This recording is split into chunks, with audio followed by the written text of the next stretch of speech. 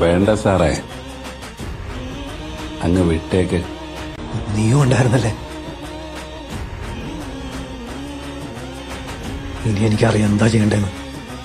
കൃഷ്ണേട്ടാ ഫോണിങ്ങാന്നേ. വിട്ടുകള സാറേ,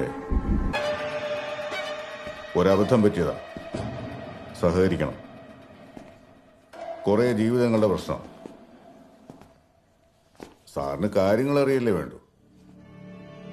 ഇവിടെ drugs supply ചെയ്യുന്നത് അരുളാണെന്നും കൂടെയുള്ള അൻപിന്റെയും മണികണ്ഠന്റെയും കുമാറിന്റെയും മൊഴിയുടെ അടിസ്ഥാനത്തിൽ അരുളിനെ ഞങ്ങൾ കസ്റ്റഡിയിലെടുത്തു. അരുളിനെ ചോദ്യം ചെയ്തതിൽ നിന്നും അവർ 4 പേരും തമിഴ്നാട്ടിലെ ലാൽഗുഡി കോഓപ്പറേറ്റീവ് ബാങ്കിൽ നിന്ന് മോഷണം നടത്തിയിട്ട് കേരളത്തിലേക്ക് കടന്നവരാണെന്ന് മനസ്സിലാക്കിയ ഞങ്ങൾ അവരെ 3 പേരെയും കൂട്ടി ഒരു പ്ലാൻ തയ്യാറാക്കി. ആ പ്ലാനായിരുന്നു ആനമല ഫിനാൻസിൽ നടന്ന റോബറി. അരുളിന്റെ ബോഡി കാട് പിടിച്ചു കിടക്കുന്ന റെജിയുടെ പറമ്പിൽ കൊണ്ടിടണം.